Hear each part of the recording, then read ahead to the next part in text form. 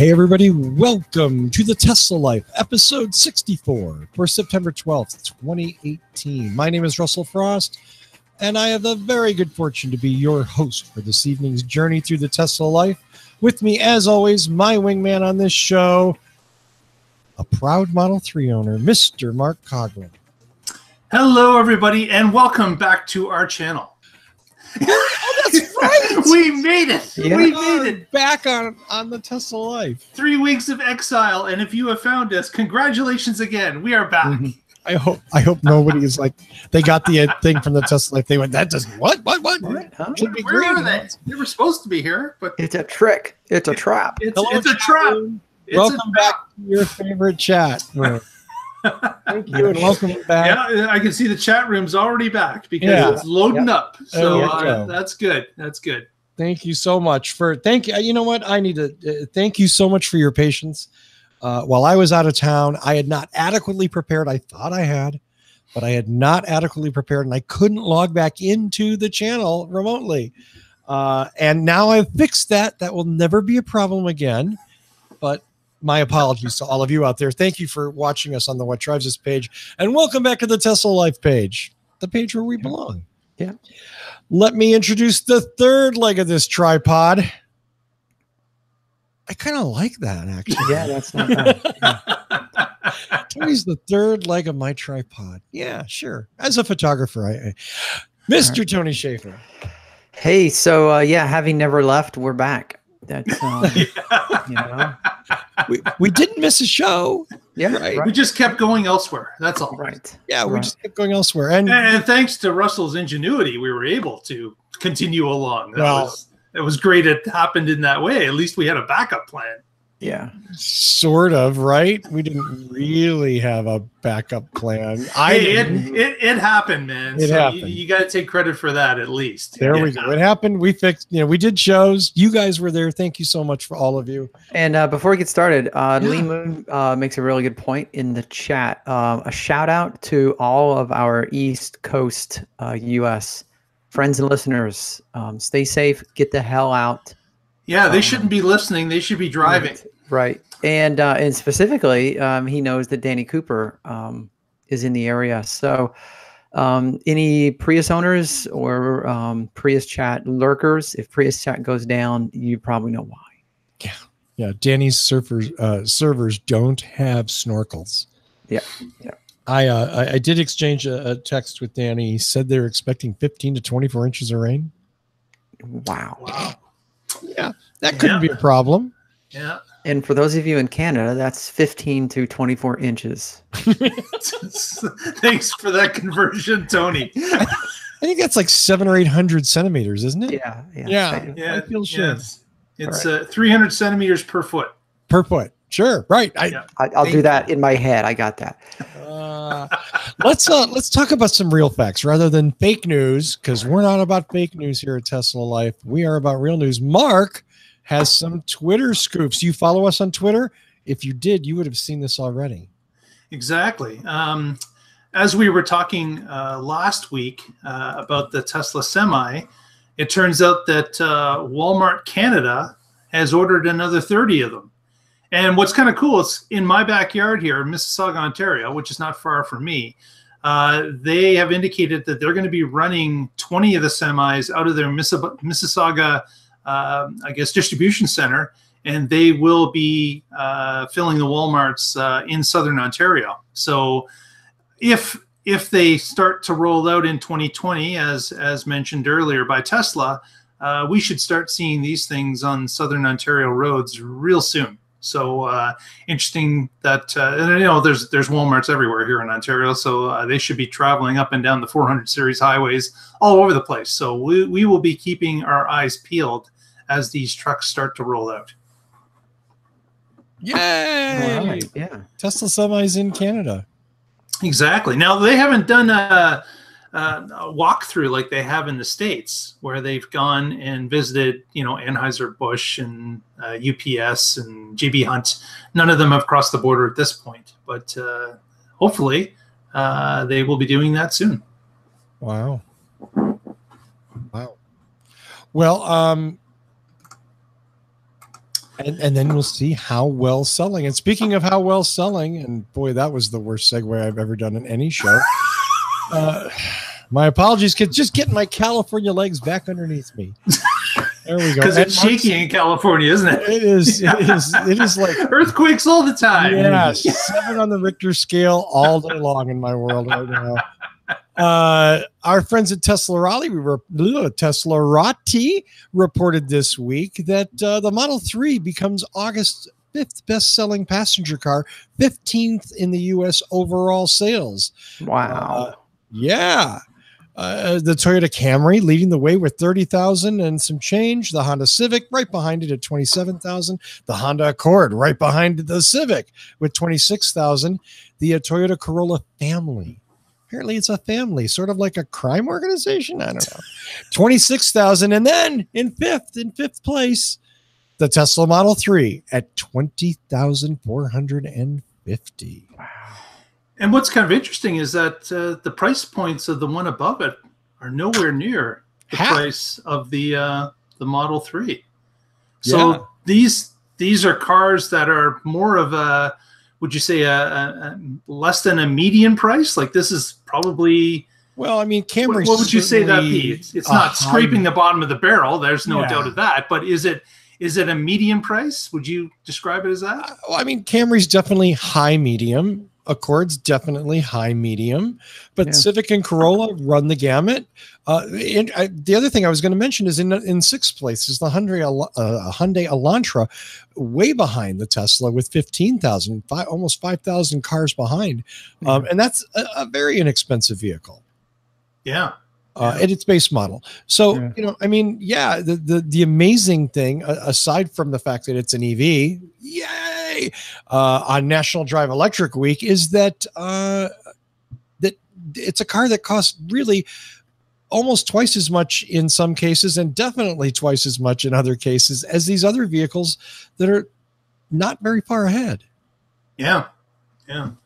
So that, that kind of leads to what has been stated previously, is that there are a number of people that are trading into this car or getting this car that are coming from not the traditional segments that we thought they may be coming from. So it's always been classed that the Model 3 is in the class of the C Series Mercedes, the Audi A4, the BMW 3. But people seem to be coming from all different walks of life, not necessarily those other segments that are apparently equal to the 3. A lot of people are jumping into it from different areas. Absolutely. And again, the fact that it is the real lone price-wise in that top 10 list, that it's so much. I mean, so the bottom 5, right? The Hyundai Elantra, the Nissan Altima, the Nissan Sentra, Ford Fusion, and Kia Optima. Again, the Altima is a little more expensive, but the Sentra, Fusion, and Optima certainly aren't. And they are that a $60,000-ish car or more is selling that well is a testament to Tesla's pent-up demand. Yeah, I would like to have seen a column of like average cost, but I know that's I've tried to do that myself with things, and that's just hard to do because with trims and various packages and things. Yeah, I mean, you could ballpark it and be really close, I think, but maybe. Yeah, absolutely. You look at the estimate of all vehicle sales, and of course, the Model 3's significantly down on the list. There's but again, not significantly lower than any of its passenger car competitors. And obviously, what's filling in on that any vehicle list are SUVs and trucks, which are enormously popular in the United States. Right, and in Canada too. Are they? Yep. I didn't know that. Yeah, there's very popular pickup trucks. Wow. Yeah, which is crazy. I mean, the Ford F Series, 81,000, almost 82,000, and the Ram pickup is second with 50,000. I mean, that's a huge gap. Absolutely. So, we talk about sales. This is segue into the next article, which is pretty much related. Inside EVs this week talked about how the Model 3 sales are starting to track the original S-curve, the hockey stick, however you want to talk about it. Let's display the graph so that you can. I'm sorry? It's up. Oh, is it? Oh, thank you, Mark. Let me just put that on the screen. So there it is. Now, the yellow line is the Model 3. You can see that there. I just figured I'd give you a little thing. You can see how it, boom, is just zooming up. Yeah. Which and is, it's a short, it's the S curve that others have talked about coming, and it looks like it's approaching 60K at this point. And because of the short time period, it's almost straight up and down when it gets to this point in time. Whereas if you look at the red line that runs all the way back to December of 2010, that's the Chevy Volt.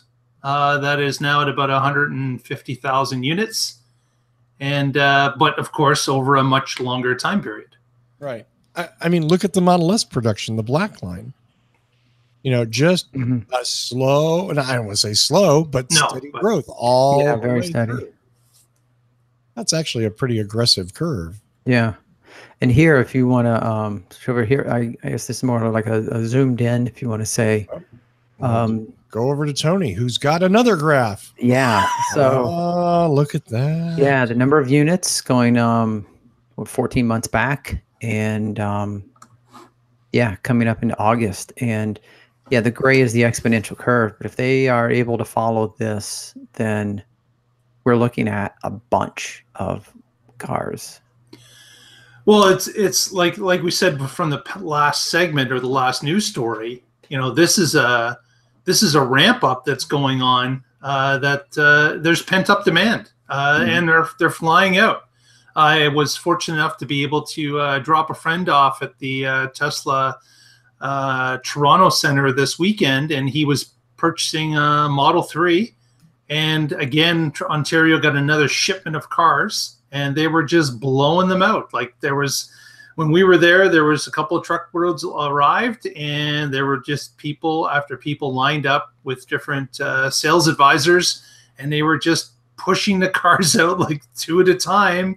Seemed to be every 20 minutes somebody else was showing up and going through the same procedure, and out the door they would go with their new Model 3. So it was Model 3 day in Ontario on Saturday, at least at the Lawrence Delivery Center. Wow. I bet it was great to see people to just show up and pick up their car instead of sit down with the sales rep and then the financial guy, and then you need to go talk to my manager, and then here's the best price we can do, and then what do I have to do to get you in this car today? Yeah, well, Tesla certainly loves it because there's no dickering, right? It's the prices on the website is the price you pay. That's all there is to it. That's it. Yeah. And if you don't like it, somebody behind you is going to buy the car anyways. So, pretty much, yeah. There is no room to dicker on these cars. They're just gone. Yeah. Well, there you go. It's good to see that growth curve finally realized for Tesla. Yeah. With a high production vehicle. So, well, our next story from Mark is a different view. Yeah, this was interesting. Our friend Elon, for whatever reason, decided. Is Elon really our friend? Okay, well, he hasn't. He's not. He's not. Okay, I was just gonna say we don't even know the guy really. Although, well, no, to be fair, right down to it, he hasn't yet publicly attacked us. So. Tony might have something there, actually. Yeah, he's in the middle. So what is that? He's not a friend. He's not a foe. What would that be? Someone we don't know? Yeah. Anyways, Elon decided, in his great wisdom, to appear on the Joe Rogan Experience podcast last Thursday night, 9 p.m. Pacific. And get this. He was on the show for 2.5 hours. Like, This guy has no time to do anything, but yet he is on this show for 2.5 hours talking about anything that comes into his head. And Joe, of course, is prompting him. What about this? What about that? As a good interviewer should. And Elon is just talking about basic stuff. There wasn't a lot of Tesla talk, to be honest, on the show. He talked about the coming AI apocalypse, possibly. He talked a little bit about solar and battery. He talked a bunch about the Boring Company. And Joe Rogan, of course, asked the famous question, what the hell are you thinking about a flamethrower? So, and Elon corrected him, said, remember, it is not a flamethrower. So he corrected him on air. But technically and officially not. Exactly. So this went on for about 2 hours straight. And then the last segment, half hour of the show, that's when things got interesting. Elon and Joe were sipping whiskey all the way through the 2 hour portion of the interview.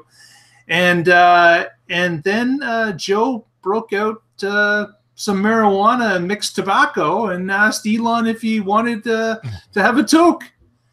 And Elon said, well, and Joe actually said right away, well, you probably can't because of the shareholders. That's what Joe had said. And Elon had said back to him, whoa, what's in it? Joe explained what was in it. And Elon said, well, we're in California. It's legal. And decided to take a few tokes on what Joe was smoking. And then this famous photo came up.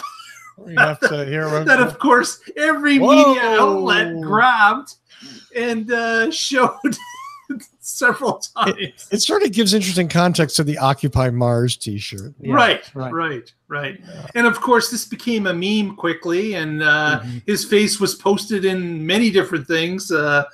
Inside a Model X with the smoke blowing out and all sorts of innovative and funny things that people thought of to place his face and smoke-filled hands on different types of memes.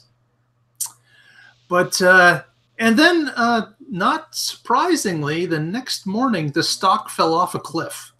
The next morning, I can't imagine why. So I don't know. I think that, as we've said maybe several times before, that Elon seems to be his own worst enemy in a number of these things. That and maybe he doesn't care. I'm not sure anymore. I'm not sure if he cares or not. Maybe he's at a point. But man, he was certainly bothered by the people that he called shorters that would drive the stock down, and then he turns around and does this to the stock himself. Yeah. Just kind of. I can't figure out why someone as allegedly smart as Elon Musk is so wrapped up in the shorter thing. Like, that's such a thing that gets under his skin, man. You want to get into Elon's head, just short some of his stock. You know? Like it is something that bothers him to no end. But then again, if it's because they're shorting the stock and driving it down, why would he do something like this right. to himself? Yeah, that is true. Why give your enemies so much fodder?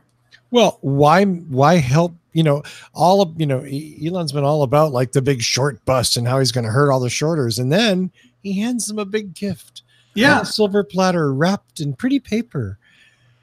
And if I didn't know better, maybe he's buying the stock at the low end. Is this manipulation? Who knows? Who knows what this is? I don't know. But looking as an onlooker from the outside, I was going, you're just handing ammunition over to these people, and I don't understand why. I don't want to go too far off topic here, but I do want to say that a lot of the commentary about this I thought was really, really ignorant. And the idea that like a CEO does nothing but jog and eat like organically raised salmon, and drink purified water and lives in a monastery. I mean, let's be realistic about this. These billionaires and whatnot that run a lot of big companies, they probably have fun. They probably do something. And Elon did something that is entirely legal. He did nothing even remotely illegal. And if you want to say, well, he probably drove afterwards. No, Elon doesn't drive. He has a driver, you idiot. So, you know, well, brush us up on the state law. What is marijuana available to be had by anybody at any time? Anyone over 18 can legally, and who is a state resident and has state ID, can legally purchase and consume marijuana. They can consume it not in public places, and they are still liable to driving under the influence laws under California's laws. So let's say you're doing something silly on the road and an officer pulls you over and determines you might be under the influence. You got a problem, even though pot's legal. So just like alcohol, you would be charged. And that brings up the great debate as far as I'm concerned. Like Russell said, or Mark, it was one of you. If it wasn't one of you, it was You're the high, other. Aren't you? I am right now. Yes. Just I didn't inhale, don't worry. They were sipping whiskey the whole time. And you could see them sipping whiskey. No one has said a thing about Elon Musk on a podcast for 2.5 hours sipping whiskey. And right, but you got to admit, Tony, that people that aren't maybe from California, people from Middle America, they don't see the toking on a show that often, if ever. Okay. No argument there, but no argument there, but it's legal. I mean, it's legal. It's legal. That's all. You can go, well, I got to question his judgment. If he's smoking dope, maybe he's, nobody else questions Bob Lutz's judgment. And God, if people do. Yeah. I don't know what Bob's story is, but I'm thinking maybe it's whiskey. Who knows? Maybe it's him. I don't know. Right. Although, we were talking here. So that show was posted on YouTube on September the 6th. When the stock was $280.95. And there's the cliff. And then on the 7th, it went to $260. So $20, which, you think going from $280 to $260, it's $20. And then now you can see that it's back even higher than it was then. But still, those $20 for shorters who own hundreds of thousands or millions of dollars, that $20 was a nice sum, nice little gift. Nice gift. Yeah, it was a nice gift for them. Yeah. So that's it. I just wanted to, Okay, Tony. Sure, sure. No, I think it's a reasonable point. And again, I criticize Elon for a lot of things, but because he did something that's legally available to him legally in a social situation. And arguably that was a social situation. He, of course, represents Tesla 24 hours. Yeah, like, is it a social situation when you're being broadcasted? I would say that's arguable not. Arguable, but you're on the Joe Rogan show. You're not on. You're on a show. Kramer. You're not on. You're not on. This is not a party that you went to with the Joe Rogan to hang out at Joe's house. This is a show. This is something that's publicly broadcasted through the internet. I am not saying he used good judgment. I'm saying that there's a difference between the Joe Rogan podcast, and even though it's a super popular show, not putting Mr. Rogan down or his show, and being on a financial show with people from Wall Street and talking about the stock, or being on a tech show and talking about that in both cases, he does represent Tesla, whether he wants to or not. I agree. Yeah. I just, I mean, in the context of the Rogan show, it's going on Howard Stern, for God's sakes. I mean, right. Okay. So the guest right after me, had 3 orgasms on air. Yay. You know what I mean? Like, how serious are you? Would he supposed to be in that context? Right. Again, You're questioning his judgment for showing up on the show. Totally questioning his judgment for going on the show. Absolutely. And for drinking whiskey for 2 hours with him. You know what I mean? Like, I don't, would any other automotive CEO do that? Not a chance. Not a fucking Not a chance. Their handler would beat them dead before they let them get on that stage. Right. Now, does that make Elon better or worse? Is Elon more real, or is Elon showing bad judgment? I think it's a combination of both. I think it's a good mix. I think it's an interesting discussion point, isn't it? Yeah, Wouldn't it be better maybe if Jim Hackett and Mary Barra were a little more real when they were out in public instead of being so tightly controlled and statue-like? It would be interesting, but you're right. You'll never see it. No. Right. Hey, Russ, I got a question from the chat for you. Oh, no. Okay, bring it. Being from and currently in California. Yes. Since pot is legal. Yes. Do companies do drug tests?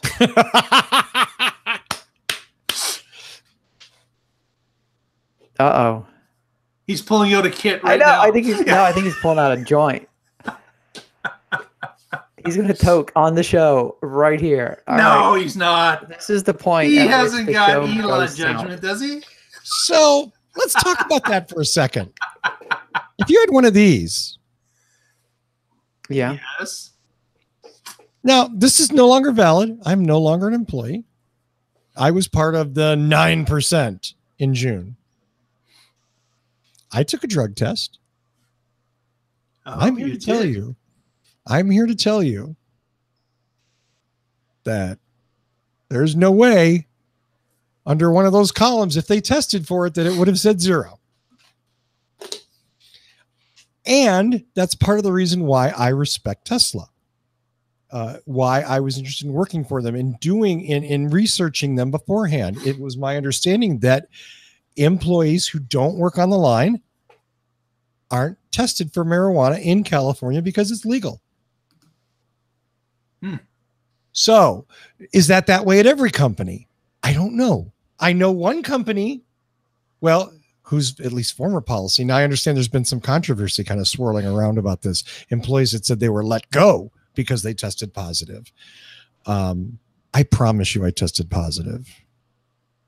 So in general, there are lots of companies, not as many as in other states, but there are lots of companies here that do test and that do say that if you test positive, you can't work in their workplace. And that is legal for them to do that. Does that answer your question, sir? It does. It just right. And this, I don't want to turn it into a an employment legal discussion. It just seems really weird. It's another interesting discussion, though, isn't it? If it's and we talk. The discussion is because of the difference between marijuana and alcohol. Alcohol is in and out of your system pretty quickly, matter of hours. Marijuana is in your system for weeks. The generally accepted thing is about 30 days. That doesn't mean that you're under its influence for 30 days, but that means that you can test positive for usage within 30 days. So what does that mean? How do you sort that out? And that is one of the really thorny issues that we haven't had a discussion about yet in this country. And we need to address it seriously. I think Mark's really bored with this. No, not really. It's something that's coming home to Canadians. I was going to say, Mark's thinking about next month. We're about to have legal marijuana sales in October, and some of the issues that are coming up is when a Canadian crosses into the United States, they are asked or can be asked at the border if they have any drug in their system. And, in their system. Yeah. Wow. Oh, that's interesting. They can be asked. And depending on how you answer, you could be denied entry. You could be tested. So if you refuse to test, then you're denied entry. So there's a number of different things that are at play that are not, because obviously some states in the U.S. it's legal, California and others. But nothing bordering Canada. But federally, right, it's against the law. Yes. And guess who keeps the border? The federal employees. The feds, absolutely. Yeah. Last line of defense. it is interesting as to what will happen. Keep those stone Canadians out of here. They're not enough American. It is a fascinating topic, and again, I wish as a society we could have that discussion and work out some rules so that everybody could live with it. You know? Yeah. So Lee Moon show title: Tesla Model 420. That's a good one. I like that. Yep. That Lee Moon guy is, man, he is on the ball, isn't he? creative, isn't he? I'm gonna put the badge away now that I've shown off. Yes, I still have it. Look, you got one of those? Ooh, No. Oh, I could use that. come on, it's on my employee badge. Elon's gonna call me and go, you need to come back. Yeah, we're asking for it back now. Yeah. Now you've showed it on the podcast. Badge back. Right. Yeah, exactly. Come on, they took my phone and my computer and everything else. So maybe we should go on to the next story. Yeah, the next story. Let's jump to that. So we've got an email that was posted by Elon internally, which was basically to the employees, but of course it's leaked almost immediately, and everybody gets to see it. But he talks about a stellar sales month in August. He talks about an actually incredible sales month. And he talks about how things are really running well and that the company is growing in leaps and bounds. And there's been tremendous progress made in basically a relatively short period of time. Which, based on the other reports we're getting from others, as you piece it together, others have said that August is going to be a spectacular month as well. And as we know, Tesla does not report monthly figures, they report quarterly figures. So we will not know the true story until the end of September this month. But again, with little pieces of information here and there, it does seem to point towards a stellar month in Model 3 sales, as well as the two stories we already had today about the hockey stick curve and, of course, the number 5 on the passenger car list, jumping up 2 spots from last month. So again, more information, but we will not have the full picture until the end of September, at the end of the quarter.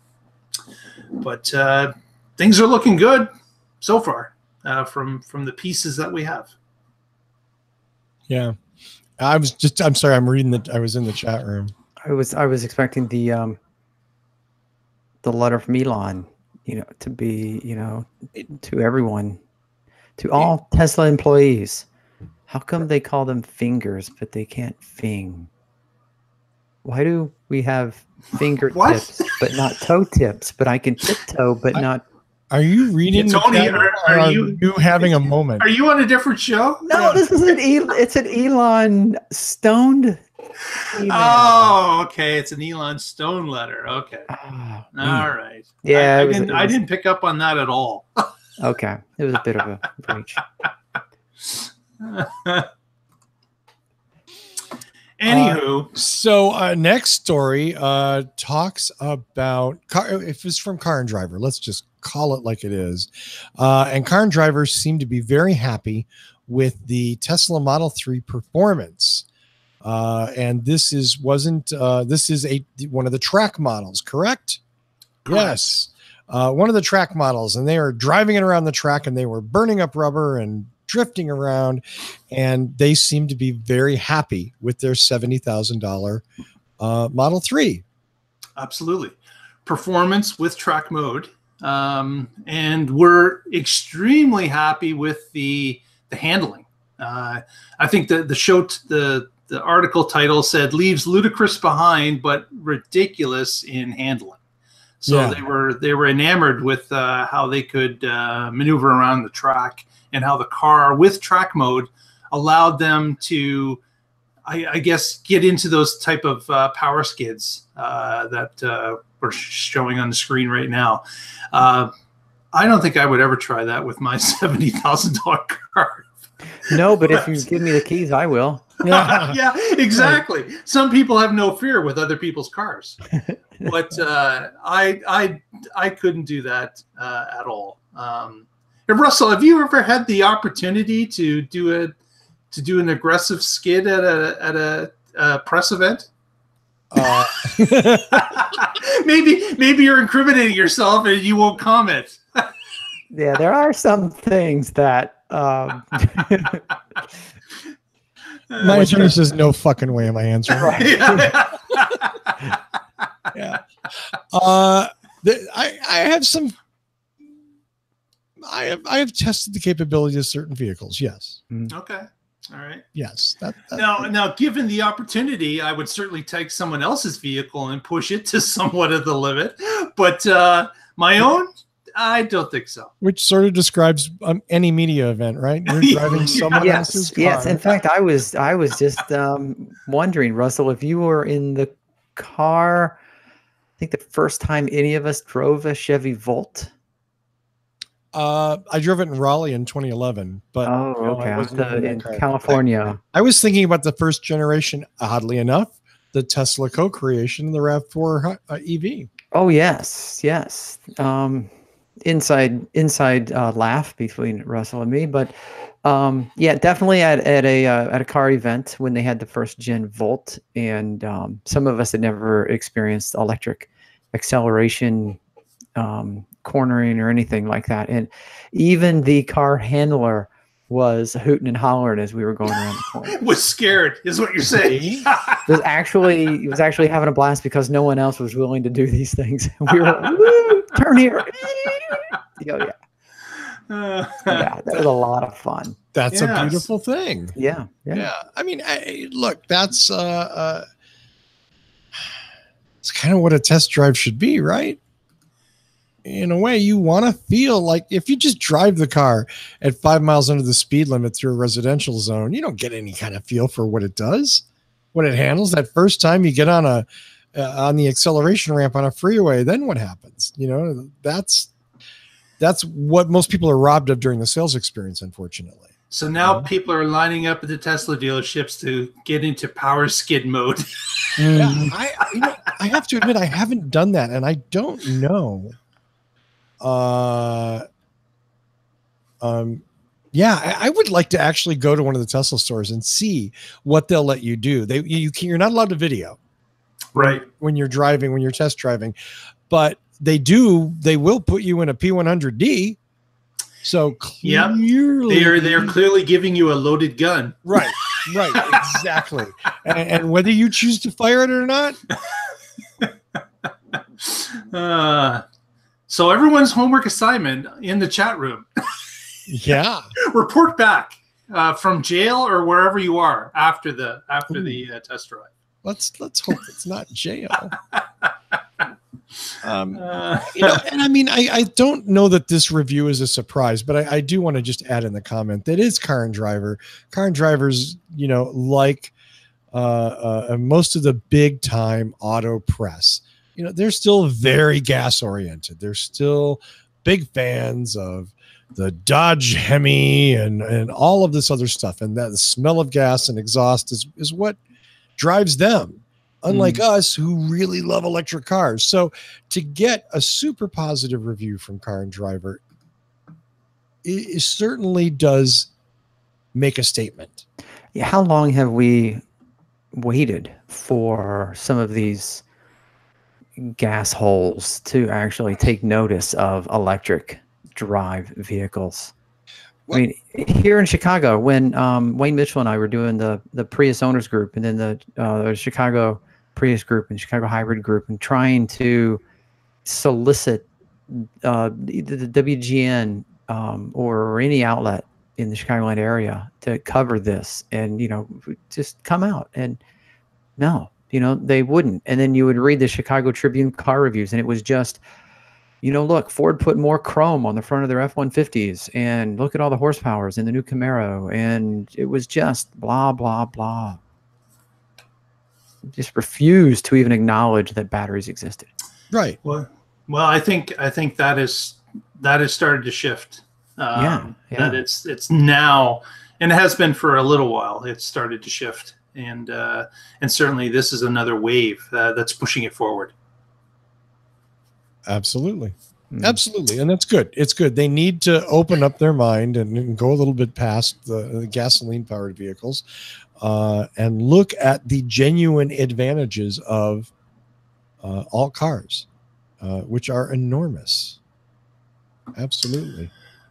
Well, our next story has something to do with analysts and fund managers being given access to the Fremont factory and the Gigafactory in Nevada.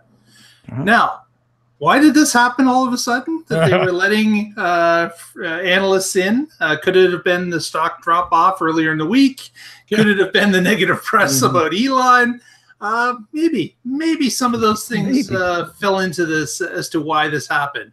But through this week, we've had a number of reports of different analysts and fund managers that have gone to the two different production sites and have posted positive stories, actually very positive, based on what they have seen and what they anticipate is happening at both factories. And the consensus from I'm not going to go into the details of each of them, but the consensus has been that they see that Tesla is ramping up as they say they are. The numbers are increasing, and they do see a path to profitability. And they also do see that they are improving as they move along. The iterations of the cars, the batteries, the process are getting better. And they feel that that there's no reason to believe that they will not continue along that path.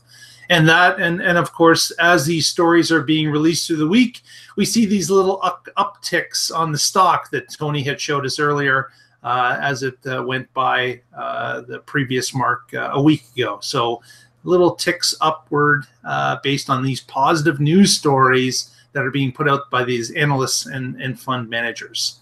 And I think probably the reason they were out there was because Tesla PR noticed the negatives and started to say, we better get somebody out there to look at what we're doing right here, and invited these people to tour some of the facilities. It's what you have to do, I guess, right? I mean, yep, it's called damage control. Yeah. I mean, smoke dope on video, and guess what? You gotta pay for it somehow. You gotta schmooze some analysts. You gotta show that you can actually build cars. Interesting. Or maybe they were coming out to share some of Elon's secret stash. Who knows? That could be it too, but they didn't report on that. So that's a surprise. So they've already shown better judgment. Maybe. They didn't talk about it. That's for sure. Didn't talk about it. That's right.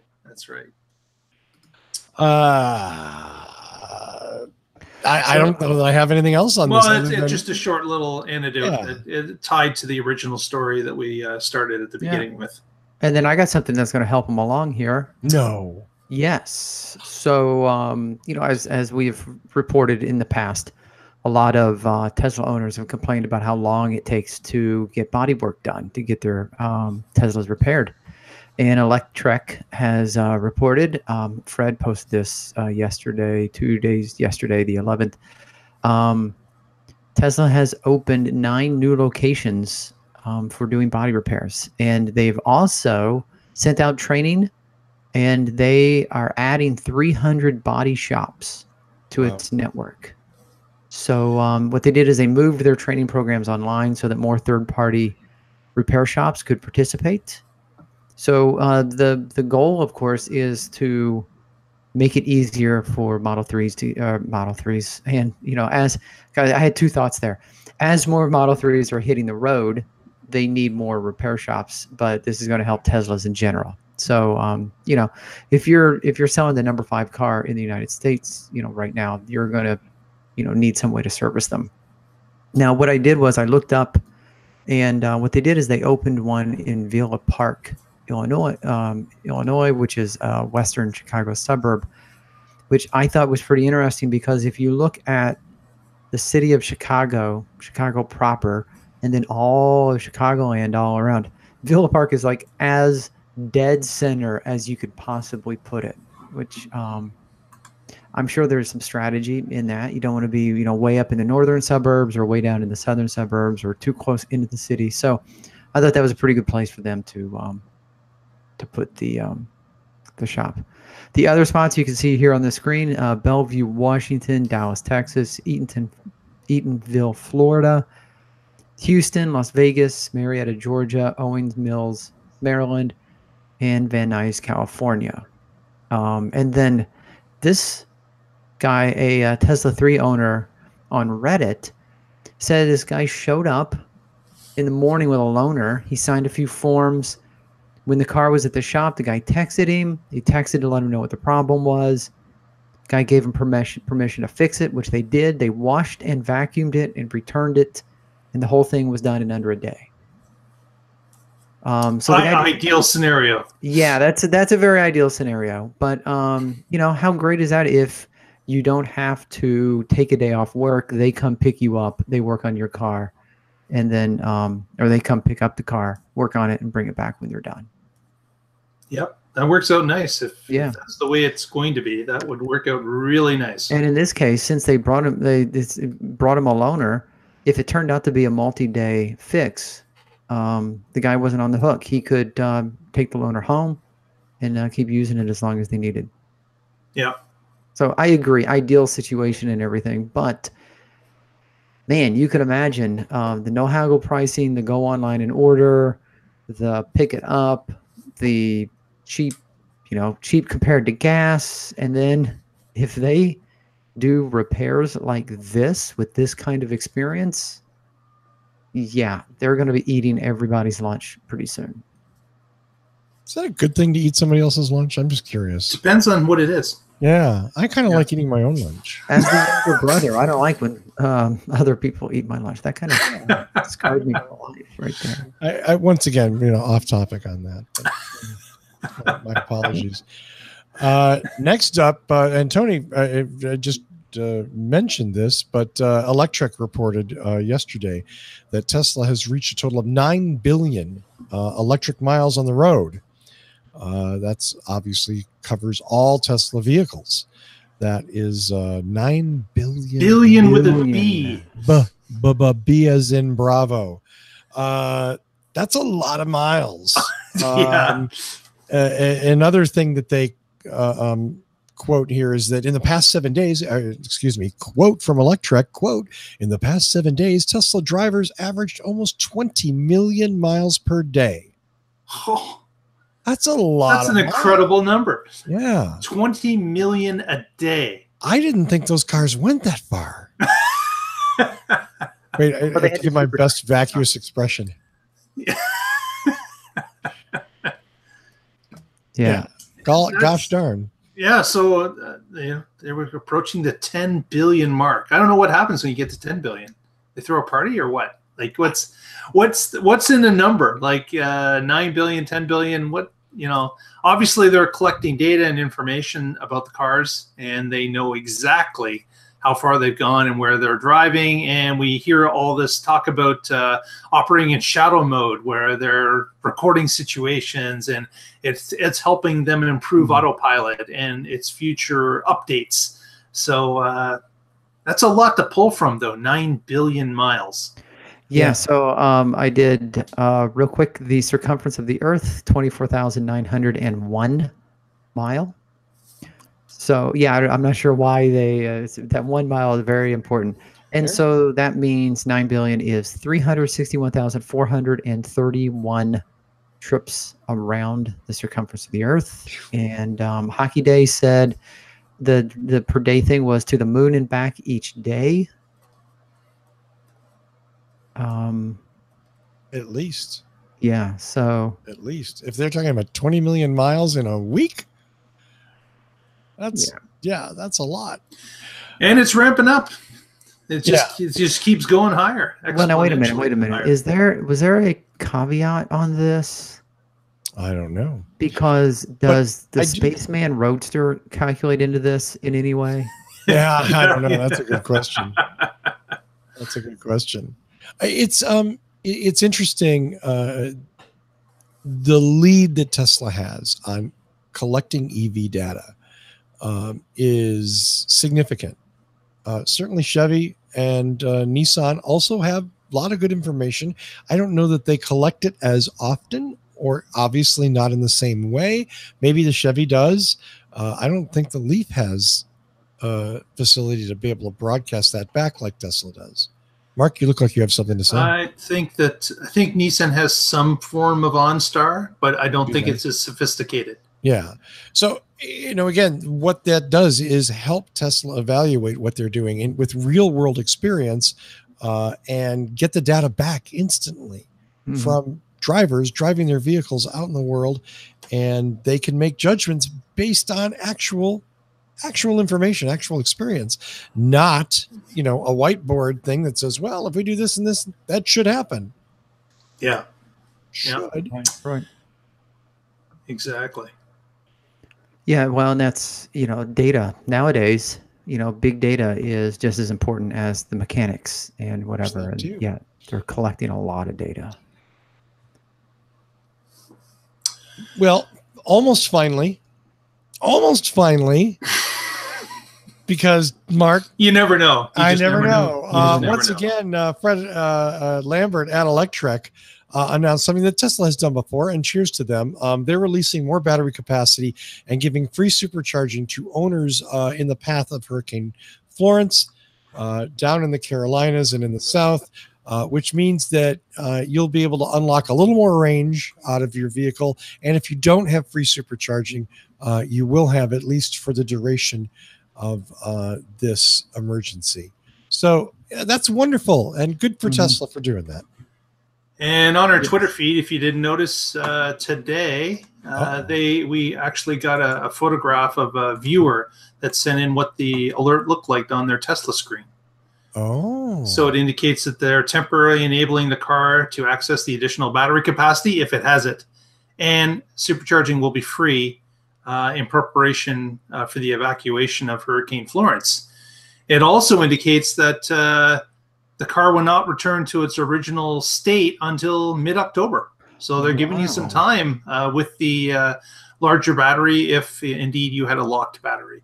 And then they wish you safe travels. Yeah. And when they return it to normal, do they say your settings are about to return to normal and your thing is okay? Or is it your settings are about to turn to normal and one button says okay and the other button says I've enjoyed the extended range and I would like to purchase it? That would be an excellent opportunity for them to do so. Yes. Yes. There is that. And the other part of this is in some of these vehicles, I would guess, we're talking about safety range. We're talking about battery management range. And that's why Tesla blocks it off. Right. So, and that's a good thing. Now you think, how is less range a good thing? Well, battery longevity is a good thing That too. is a really good thing. Yes. Yes. You want your battery pack to be healthy and strong for as long as possible. And locking off part of that range certainly helps that. Again, in a crisis, this is exactly the right thing to do. Yep. And kudos to them for doing it again. Yeah, absolutely. Okay, Mark, one more thing, One more thing. Tonight, just tonight, I happen to be invited to an event here in Waterloo region, and it's a new startup company called WRoute, which has fired up a new service that travels between Kitchener and Guelph every 15 minutes in Tesla Model X P100Ds. Wow. So you can now get onto their website, and if you live in the region, obviously they don't travel outside of that region area at this point. Maybe there are more routes to be coming, but right now they're traveling between two major centers here in Southern Ontario, and they're delivering people on a 15-minute basis from a beginning and end point. So you just basically walk up to the vehicle if you haven't checked it already on their app, and you just hop in, pay the driver, and you are off on your way in 15 minutes with whoever is at the stop, kind of like a bus. Whoever's at the stop with you can get in, up to obviously 6 people, including the driver 7, and you're off on your way to your destination. So it's a new ride-sharing service operating in the region that will start on September 22nd. And we wish them luck, and be interesting to see what the experience is like. I want to go. Do I have to come to Waterloo for that though? Yeah, they just here's the fleet of them. They bought 10 of them. So again, they're off and running with a fleet of 10 as they're starting. And yes, it is only in the Waterloo region. And Russell, if you do come, please get here by Saturday, because we're having that great National Drive Electric Week happening this Saturday in downtown Kitchener at City Hall. No, there you go. And of course, Tepperman just keeps bugging me and saying, Russell's couch has been in the parking lot forever. Right. Tell him to come pick it up. When is he going to come pick it up? Because that waterlogged, insect-inhabited couch needs to go. I desperately need a Chesterfield, actually. And yeah, if I had a Model X like this to deliver it, my life would be perfect. Life would be good. Life would be good. It would be good for everybody if we could do that. You could go to Kitchener, but when you cross the border again, they're going to ask if you have anything in your bloodstream, and you're going to have to be honest. No, I don't. Oh, that's As an American citizen, I have the right to not self-incriminate myself. Oh, that's true. Oh. In fact, I think at this point, it's a national obligation to lie about all things at all times. Yeah. I mean, we have civil rights, and yeah, of course, I don't break the law. So, and I mean that in the sense that I don't do anything illegal. So, I have nothing to fear, except every time I cross the border, it's a nightmare, and it's always coming back into the U.S. The Canadians have no issue with you. The Canadians are wonderful people. Every time I cross the border into Canada, man, they're just like, "How you doing tonight? Let's see your path." Okay, great. What are you going to do? You go have fun there. And there's this great burger place, and and they're delightful. I coming back in. Oh God, I just didn't even want to talk about it. Coming back into the U.S. the last time when I'd been up in Canada. Was just awful. And I'm a photographer. I had a decent amount of equipment, and they wanted to know if I had receipts for my camera equipment. Oh my God. Because they were alleging that I went to Canada to buy camera equipment. Yeah, right. Anyone who comes up to Canada to buy camera equipment because it's so much more expensive. Right. Is an idiot. Yeah. Complete idiot. Right. And I'm like, no, what do you mean? Why would I mean, this camera equipment's years old. Why would I carry receipts with me? But now we learn there's a form I can fill out before I go into Canada, listing my possessions. Yeah. Yeah. So that was one of my welcome back to the USA, citizen. Slap. Now let me punch you in the nuts. Yeah. Thank you for that. Let's do some shout outs and go home. Tony Schaefer. Shout outs, of course, to everyone in the chat room. I'm not going to run through it because I always forget somebody, and I hate to do that. But yeah, we've had an active chat, which is great. And I do want to. Hockey Day had a show title that unfortunately is kind of long but accurate. We were talking about Tesla unlocking batteries and free supercharging, and so his show title was "Oil Company Does Nothing to Help with Hurricane Relief. No free gas for you." Yeah, you don't hear about oil companies offering free gas for people to escape. They don't even. In fact, it's usually the opposite. It becomes gouging. Yes, yeah, exactly. Yeah, they don't even fill up the gas station, for God's sakes. Yeah, so it's like if we could work that into something a little smaller, but no free gas for you. That's it. Mark. I want to say thank you to the chat room. Also want to say thank you to all the people that helped us get over our subscription base of 500 this week.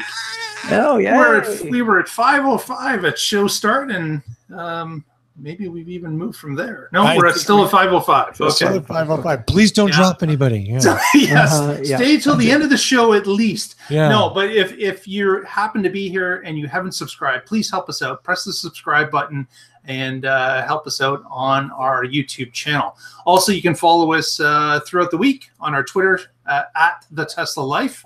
And you can also follow us on our Facebook feed, The Tesla Life #1. And we will see you through the week on the social media platforms. Also, speaking of social media platforms, some of the people in the chat room I've noticed over the last weeks have been talking about planning on getting or have just gotten their new Model 3s. Pictures or it didn't happen. Exactly. Ah, yes. Exactly. We want to see them. Post them. Send them to our Twitter feed, so and we we will can happily share. repost them and share them with the wide audience that we have. Absolutely. We definitely want to do that. So don't my phone. Oh, that's why I'm hearing that. There we go. Yeah, send us your pictures so we can talk about it and congratulate you, and maybe borrow the car so we can do some donuts. Right. Just saying. First dibs on the power mode. Yeah. If you have a track enabled Model 3, we really want to talk to you. Actually, yeah.